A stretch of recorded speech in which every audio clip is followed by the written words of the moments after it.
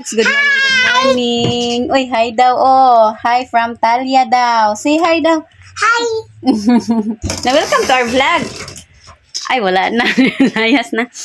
Atong video karon mga kamags is atong i-insert ang video ni Arnelo nga first time niya nagka-try og zipline riding sa Dahilayan. Asa ganin nga dapit Camp Philips, Bukidnon. Mga kamag, sakto ba ko? Okay, mao to mga kamag. So, tanawa iyang reaction. First timer na siya og talawan kay na siya heights pero nakaya niya. So, happy watching. Ayun na mga kamags, nagsakay na siya. O, kauban niya among silingan nga si Bonbon Fernandez. O, lospad na. Nagsugod na siya kakulwa kamags. Sumangila na siya, go! Pero gikulbaan na kayo na siya, mga kamagso, diba, oh? Klaro kayo naong. Kana nagkanaw na nagkahabog, mga kahoy na ihangi pang kuan no, ana na maong kamera. Gikulbaan na. Nanglaspad na, kaya habog na kayo. Ako nara ko diya sa ubos mga kamagso, nag-video niya. Nag-video na ko anak niya kamulo na diya mi sa ubos uban ng mga bata kay bawal man ng mga bata. So siya sa akong gipakuan kay naka-ride naman pud ko ana. Muna mga kamags, ang view nice kaayo na siya, i-try kay makawala sa stress, relaxing kaayo. So yan, mura to ang first ride niya, then second round na day na karon mga kamags. So maputol siya no, kaya na po dayon i-outro na po dayon salain na po nga linya mag nara si Bonbon Fernandez amo ng silingan sa Gusa, Cagayan de Oro City. Karon na naman ni dire balik sa Magsaysay. So silang duha kay dili man pwede kami ang magsakay duha kay na may mga chikiting. Nana si Talia ana og si Ching Ching. So paubaya sa lang ta mga kamags. Gihatag sa natong trono ni Arnelo Dolosa. So para makatry pud siya kay ako human naman ko. Og isa pa kuwang sa budget.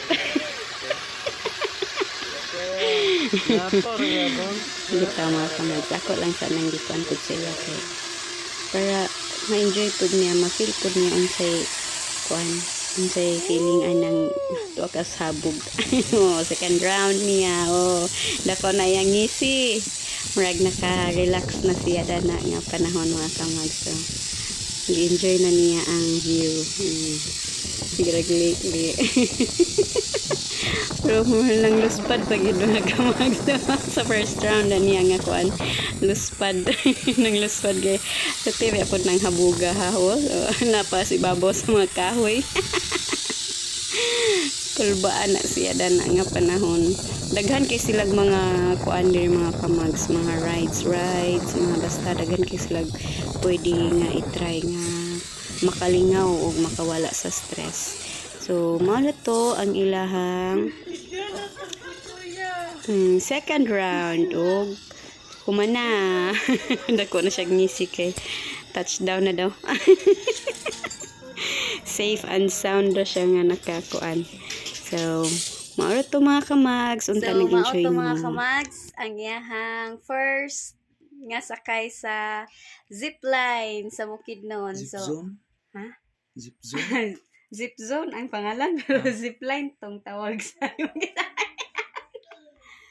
zipline ang tawag lagi sa yung gisakyan. Zip zone tong area. Oh.